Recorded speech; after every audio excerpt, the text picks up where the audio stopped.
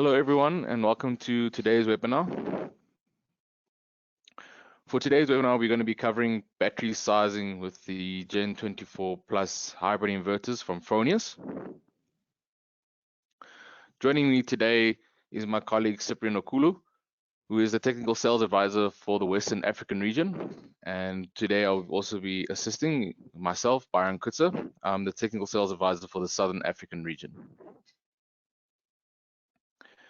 So on today's agenda, we'll be covering why battery storage, as well as the energy storage inspection of HTW Berlin, as well as Fronius storage solutions, battery storage dimensioning, usage cases, installation and commissioning, as well as further information at the end.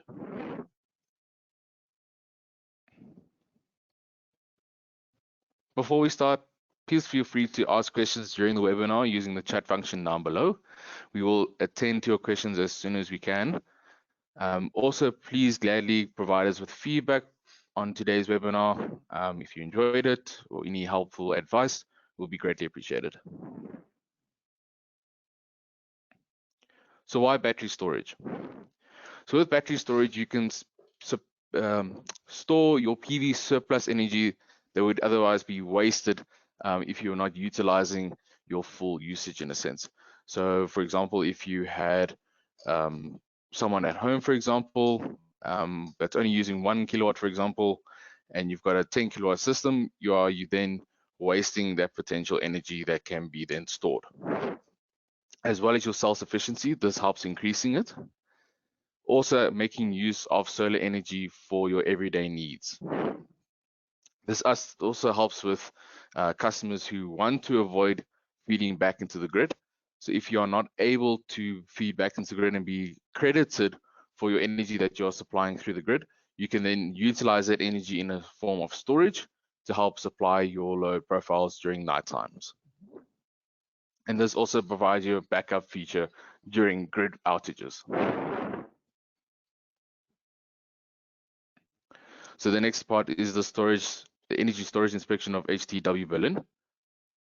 So what are the backgrounds of the inspection? So it's an annual inspection that is done. It's more or less a competition in a sense.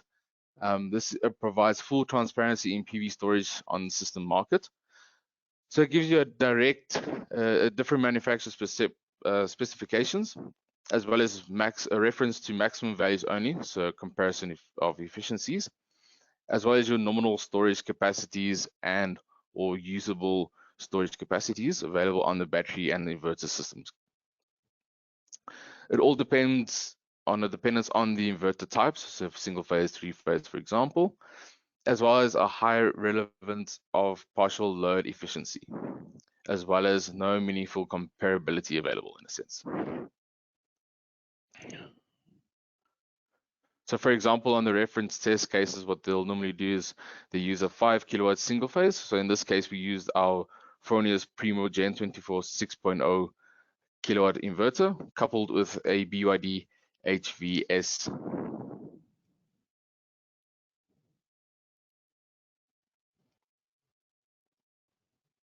HVS 7.7 kilowatt hour battery backup. And the second reference case, which is always needed, is a 10 kilowatt system. So it's a 10 kilowatt peak system that's then used as a reference test case. In this case, we used our Fronius Simo Gen24 10 kilowatt plus, which is a three-phase system, coupled with the BYD HVS 10.2 kilowatt hour battery backup system. So next you get is the SPI, or System Performance Index. So this is demonstrating that Fronius is also a Class A performing inverter, tying with the first place of a 92.6% SPI case level. This is tied with a Fronius Gen24 5 kilowatt inverter, as well as your BYD battery system.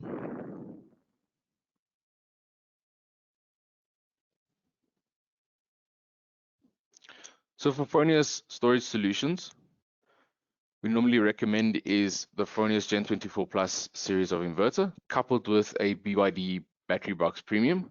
So this is an HVS battery, so it's a 5.1 to 10.2 kilowatt hour battery bank that is available, as well as the HVM series. So this is from 11 to 22 kilowatt hour availability, as well as the LG Resu Flex 8.6 to 17.2 kilowatt hour battery backup. This is only be able to be used with the software version of 1.23.3-1. So what are the advantages of Fronius hybrid inverters? So this allows you the storage of the surplus energy, increasing your self-consumption rate, recharging the emergency power. Also, retrofitting of existing inverters is possible. So doing an AC coupled, for example, system, for example, as well as doing deep discharge protection, as well as high output power is possible. So it offers a 3-phase full backup power in a sense, as well as offering multi-flow technology. So you can discharge and recharge simultaneously.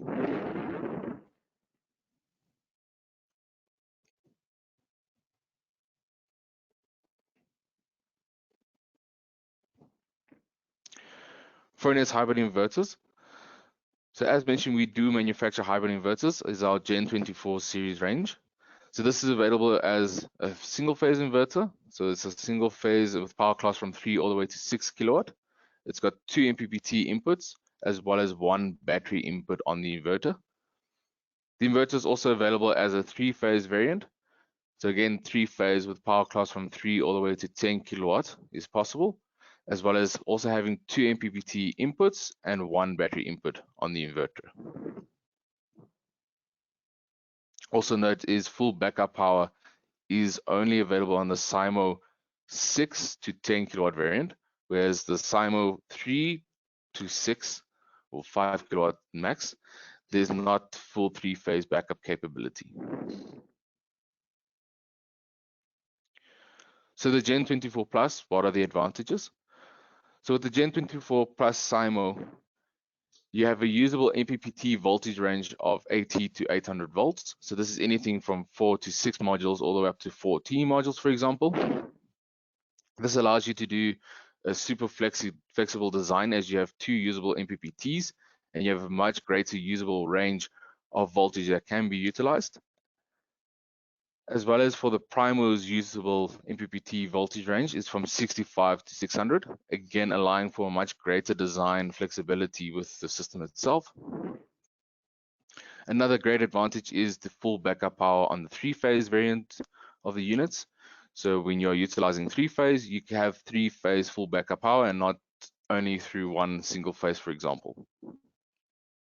You are also able to oversize the PV system by 150% on the Gen24. So this allows you to utilize full PV output, even if it is a low radiance day, for example. Another great advantage of the Gen24 Plus series is our PV point. So this is when you make use of 3 kilowatt output that is discharged directly from the inverter without the use of a reference of an AC point. So if your grid has failed, for example, you can still discharge or draw 3 kilowatts through your panels, through the inverter, to a single outlet in the house or office space.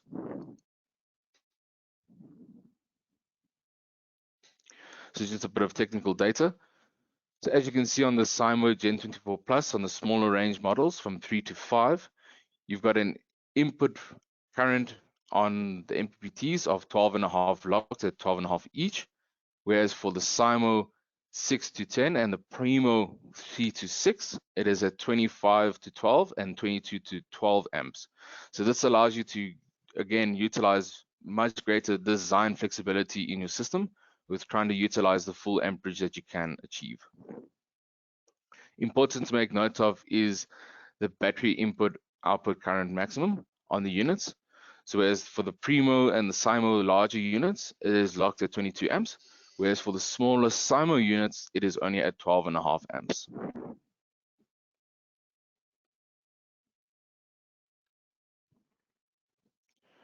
So battery storage dimensioning. So this is for an example of calculation. So the annual electricity consumption for this one is 6,000 kilowatt hours. So this is 6,000 kilowatt family capacity that's being used. And if you're using a family calculation, so this is when a personnel has got someone staying at home, for example, or works from home, where most of their day-to-day usage is done during the day when there is great sunshine or in higher radiance, and they can make use of the inverter without utilizing the battery fully in a sense, but having still enough power to then use their backup. So what normally is happening is you'll do at 6 kilowatt hours, so it's a 6 kilowatt PV system in a sense, times by a factor of 1.2. So this equivalent is 1.2 hours that you can fully utilize that 6 kilowatts, which means you would then have a 7.2 kilowatt hour capacity that's then required. With that being said, then you'll have to do a comparison on the BYD premium battery box on what HVS battery will be usable. So in this sense, we can use the HVS 7.7 as 7.68 kilowatt will be usable in a sense for this example. For employed demonstration, so this is when the personnel utilizes their full PV system as well as their battery when they get home from work after 5 o'clock, for example, and they have to make use of all of the energy available to do dishwasher, washing machine, for example, running of the TV, for example. So they'll have a greater number for the number of hours or utilization that they need to achieve. So this will normally be a factor of 1.5 that's used. So this gives us a 9 kilowatt hour battery backup capacity that is then required.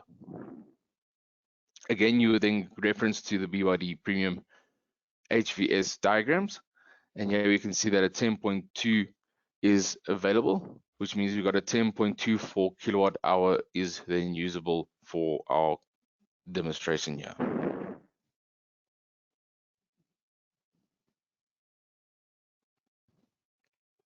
For more calculations, it can be done under our Solar Creator tool.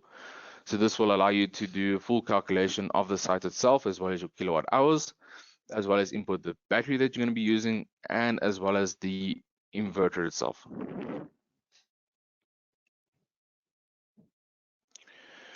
So on the combination matrix, so always please make use of the combination matrix, as there are certain batteries that are only compatible with the Primo or Simo Fronius inverters. So for example, this is referencing that only 3 stackable units of the HVS, which is equivalent of a 7.7 kilowatt hour, is only available with the Primo GEN24 Plus series range, as well as the maximum storage amount for the Simo GEN24 Plus will then be a 21.1 kilowatt hour available battery bank, which is in total 8 stackable modules from BYD, or equivalent to 4 from LG Resu Flex batteries.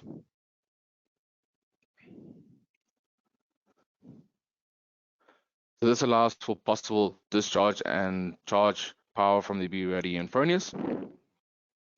So again, this is making use of the 9 kilowatt maximum draw or discharge that you can pull directly from the battery itself, with the use of the HVS 10.2, for example, and the HVM, excuse me, and the HVM 22.1 kilowatt hour.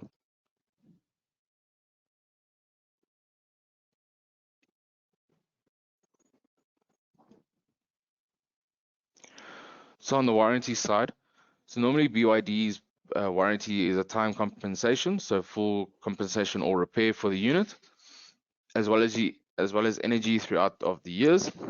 So for example, if you had a BYD premium HVM 11.0, which equates to 27.32 megawatt hours, it equals to 250 cycles per year. Well as the warranty on the LG Resu Flex. So the installation must be done by a certified installer. So it takes approximately an hour to do their online training for the LG Resu Flex, as well as a 10-year residual value only when the battery is connected to the internet, otherwise only 5 years. So the battery must have an internet connection or be in a situation where internet access is available. you will then get that extended warranty on the battery.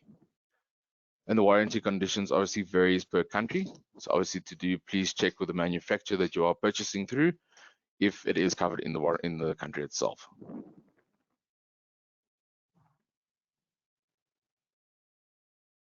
I'll now be handing over to my colleague, Cipriano Kulu, who will now be taking you further on.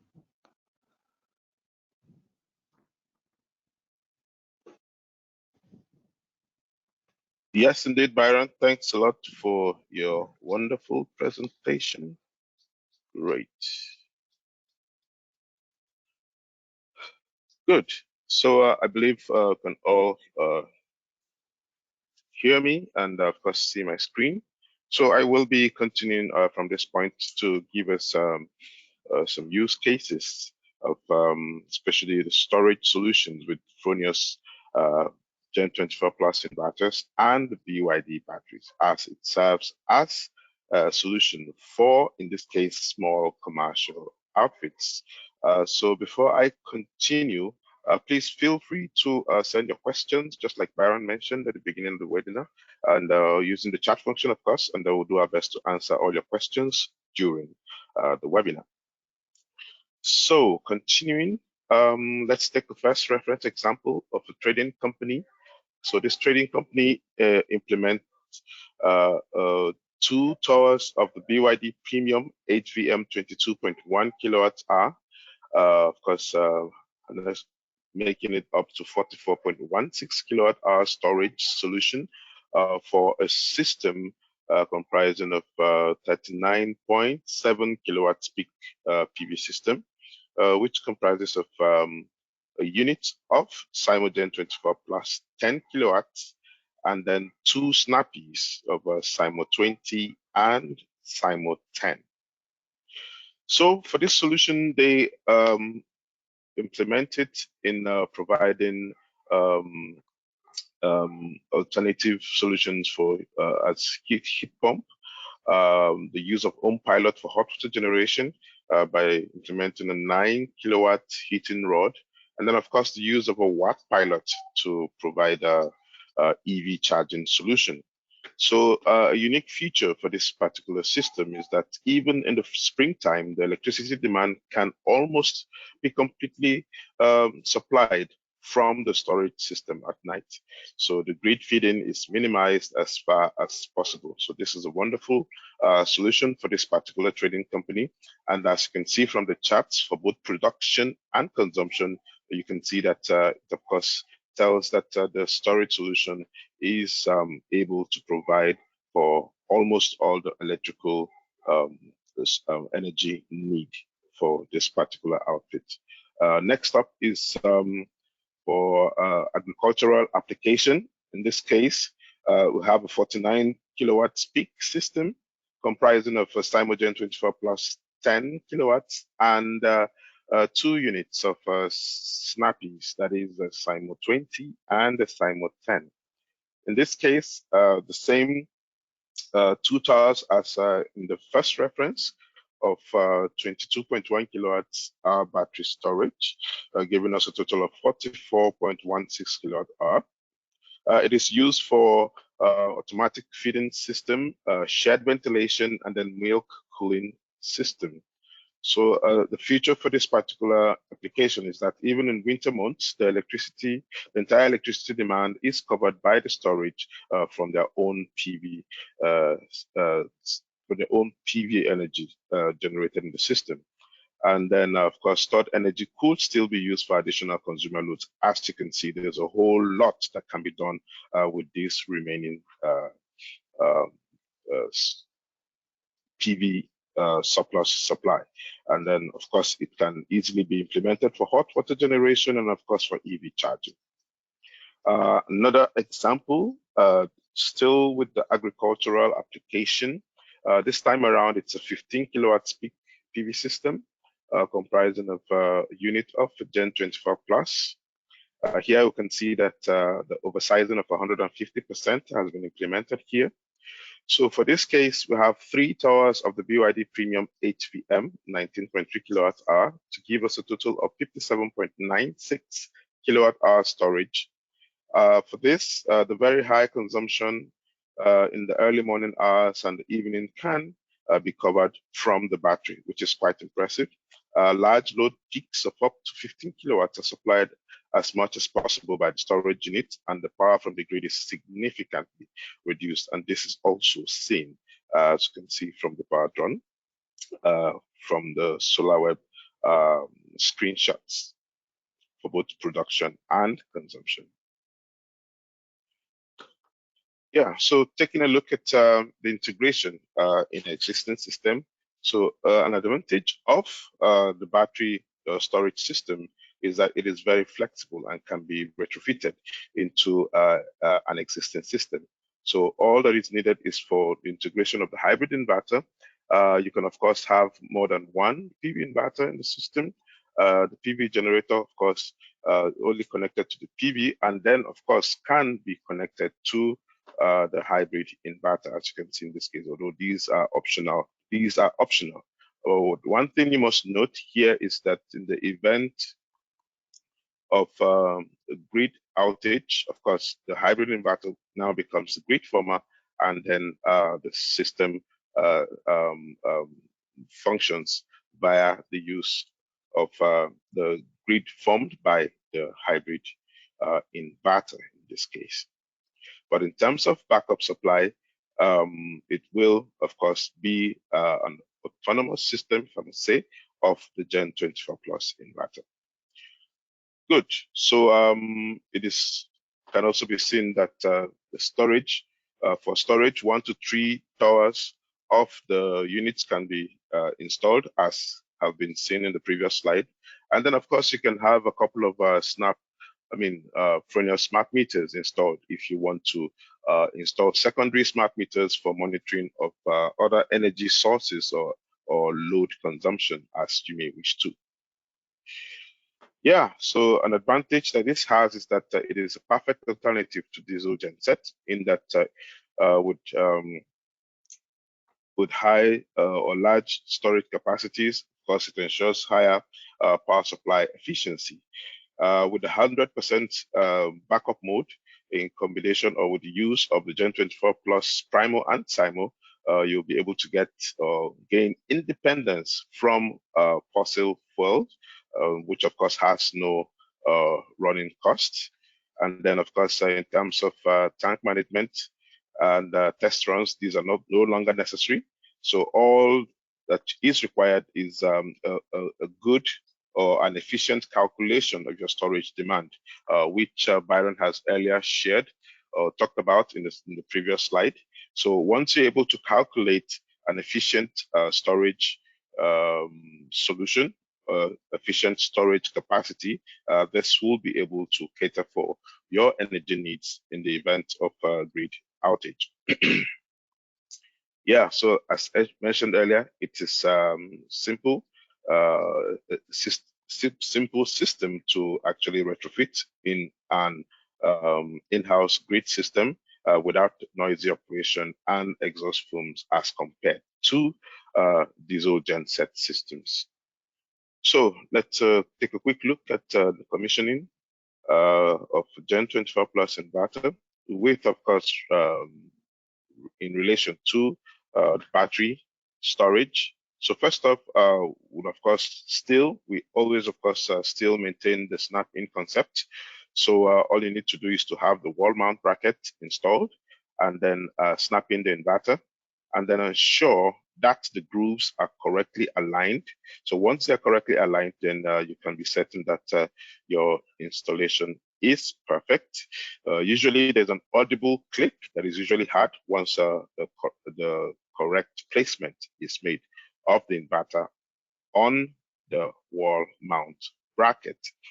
So having a quick look at the connection terminals, we have a good look at the terminal points. So this here is the positive terminals for both MPPT1 and MPPT2. And then we have the negative terminals for MPPT1 and MPPT2. So mind you, the dark shaded terminal, let's see if we can have a closer look at this. Great. So as you can see, this is PV1 and then PV2, and then we have BAT positive. So this is the positive battery terminal, and then this is the negative battery terminal, and then your negative MPPT2, and then negative MPPT1, as you can see. Good. So next up is the pilot, which is the communication medium of the Gen24 Plus inverter.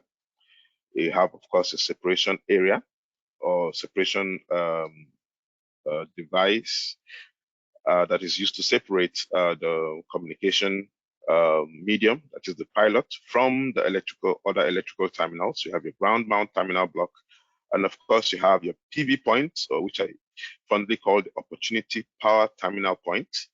And then we now have the AC clamps or AC terminals. So that's basically how the connection points look like. And then of course you can have access to this by simply taking off the .com cover of the Gen24 Plus inverter. So let's have an overview of the integrated interfaces that can be used to communicate with a storage device. So this is basically the Modbus RTU using the RS485 protocol. So for this, of course, we would already know that for the pilots, we have two Modbus terminals, so Modbus 0 and Modbus 1. Do ensure that the two terminals are turned on position 1, just to give a bit clarity on this. You can see that this is MB0. Sorry, the shaded lines are covering it, but this is MB0, if you could tell. And then this is MB1. So ensure that they are in the 1 position. So this is position 1, and then to the left is position 0. So ensure that it's on position 1 to certify that it is turned on. So once that is done, you can now be able to communicate with the Fronius smart meter, the home pilot. It also serves as the SunSpec interface. And then, of course, as is discussed in this webinar, it can be used as your communication point with your battery. Good. So just to give you a glimpse of how this should look like. So we, of course, recommend that you use twisted pair for battery connection. So once you have your battery, your connection from your smart meter, so be it the 5 kilo amp or the 65 amp or the 50K, that is for the old smart meter. So please ensure that your terminals, your D plus and D minus, or in this case, A and B, are implemented using twisted pairs. So once all you need to do is now to connect them to the respective Modbus terminals. So for this case, as you can see, A and B are connected to Modbus 1. And then from the other end, of course, you have your ground connected properly. So for A is connected to M1 positive, which is alternatively called D plus, and then your D minus or B in this case is connected to M1 minus, as you can see. Great. So same thing is now done on the opposite end that is going towards or to the BYD battery connection points, as you can see. Good. Another important point is the activation of the terminal resistance. So there are terminal resistance, usually 120 ohms, that are necessary for communication to occur. So for every loop, for every communication loop, there has to be 120 ohms resistor at each end of this communication loop, without which communication will never occur between or in this loop per se. So of course there are options that can be implemented, but all that matters is that for this case, for the Fronius smart meter, in this particular example,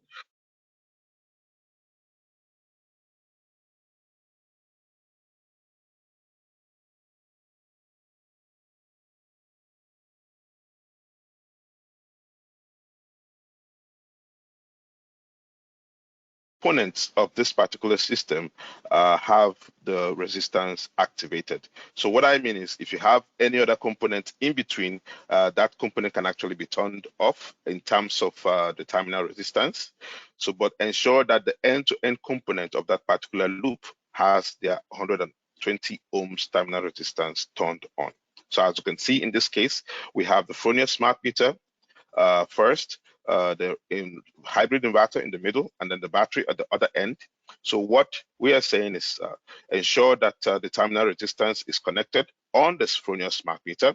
So this is obviously the Fronius smart meter TS. So for the TS, the terminal resistance has already been integrated inside the smart meter, unlike the older version that you would have to connect a physical 120 ohms across D plus and D minus.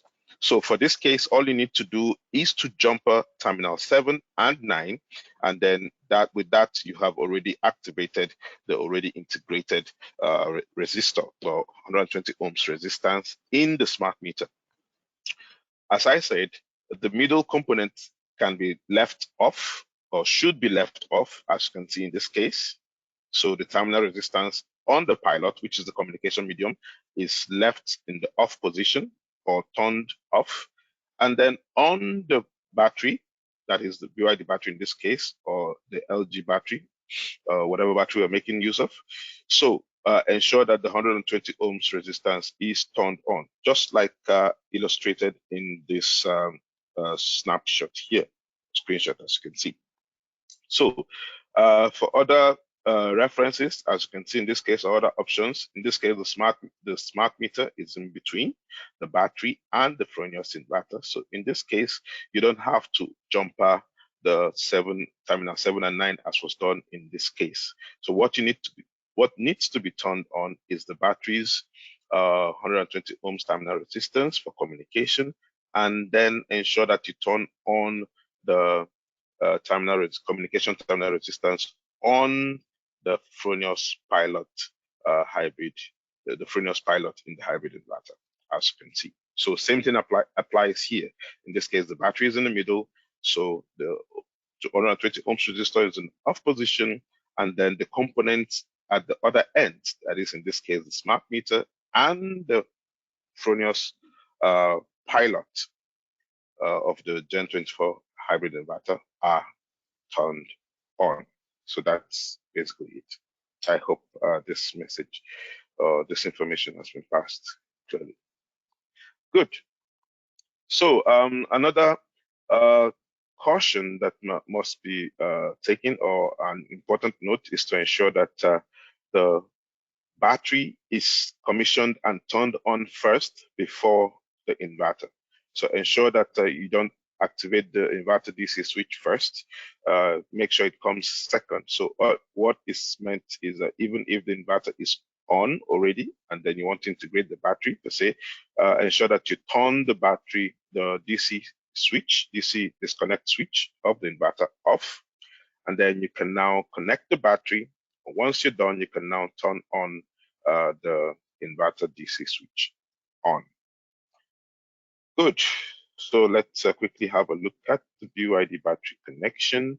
Yeah, so as you would already know, we have two variants, the HVM and the HVS. HVM simply stands for high voltage medium, while HVS stands for high voltage small.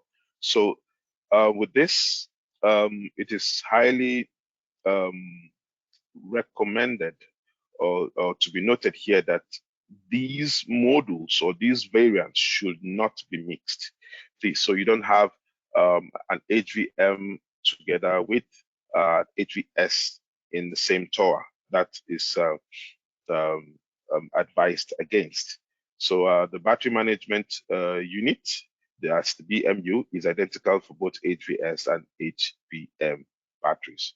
So as you can see, the battery composition, it has, of course, the base and then the battery management unit, which is always on top. And then in between, you can now have all the modules that are recommended for the battery tower. If you look closely, there are marks that are used to identify the HVS and HVM I think it will be made clearer in the next slide. Okay, yes, indeed. So for HVS, it's usually implemented for high power storage solutions, while HVMs are usually implemented for high capacity storage solutions. But in both cases, they are both the chemistry or the batteries. The battery chemistry is basically lithium iron phosphate composition.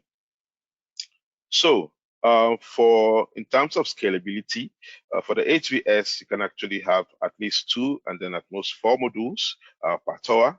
And then for the HVM, you can have at least 4 and then at most 8 modules per tower.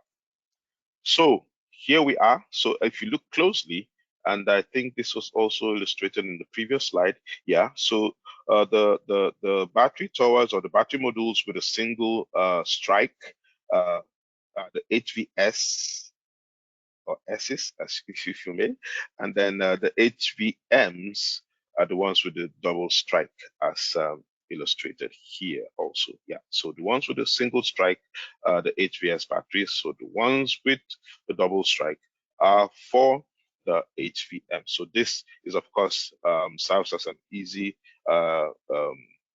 indication for any installer who would want to install these batteries, so that they don't end up mixing any of these modules. Because once you do, the battery will definitely not function. So for usable capacity, we have 5.1 to 10.2 kilowatts hour for the HVS and 11 kilowatt hour to 22 kilowatt hour for the HVM. So these are the usable capacity per tower. So please ensure that the HVS and HVM modules must not be used in the same system. So you have to go with one particular variant. Yeah, in terms of the connection area, just like you must have seen in the previous slide, we have the communication to inverter ports. We have the port for paralleling several towers.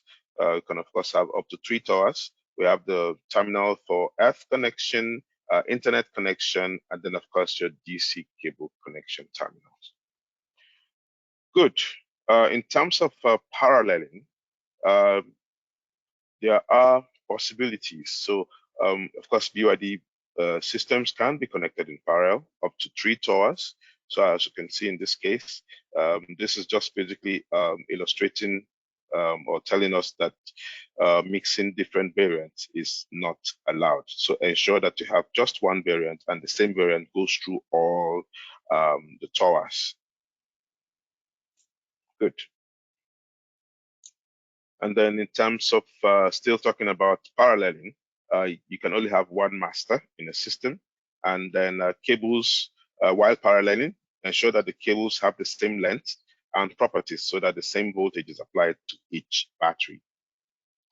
And there's also a possibility of having an HV combiner box, as you can see in this case. So you can have all your cables, all the positives and all the negatives, and of course the ground cables connected to the combiner box. And then you can, of course, have output with, of course, the bigger cable diameters. So we've actually been talking so much about the BYD. This is also to notify or to inform you that we're now compatible with the LG Resuflex battery, which comes in 3 modular sizes: the 8.6 kilowatt hour, the 12.9 kilowatt hour, and the 17.2 kilowatt hour variants. Of course, it maintains the modular concept, so you have 2 to 4 modules per wall. And the unique thing about this battery is that it can be wall mounted and, of course, also ground mounted, as you can see.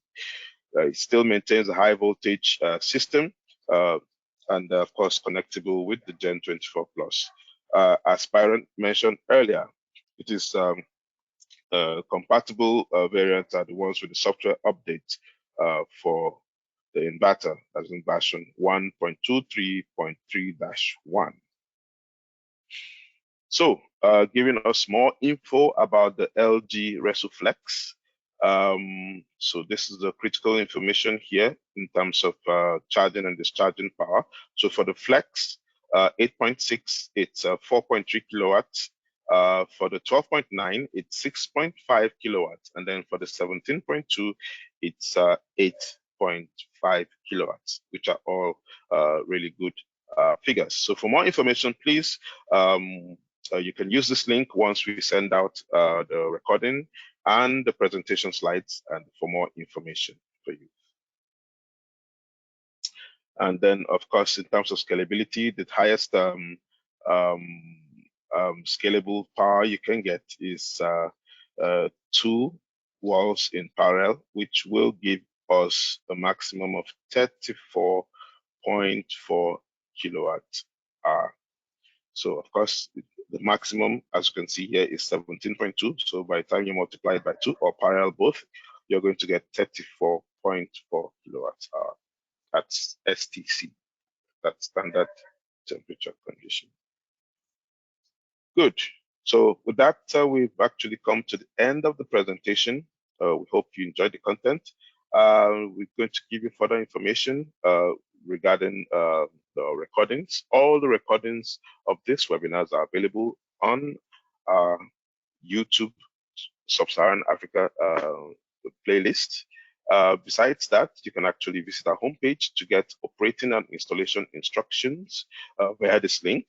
Of course, on our YouTube channel, you can get how-to videos, installation videos, webinar recordings, like I said earlier, on our Sub-Saharan Africa playlist, with, of course, using this link. This is your solar energy team for technical questions, training, sales, and after-sales services. Please ensure that you make use of this information, contact. And then if you'd want to contact us, the TSAs for our respective regions, please, of course, do so according to your respective region. Myself for the West Africa region, Byron Kutzer for the Southern Africa region, and then, of course, David Mwangi, who's not present today, for the Eastern Africa region. And we, of course, will be glad to help. So with that, we have come to the end of today's webinar. And until we see you next time, do enjoy the rest of your days. Thank you.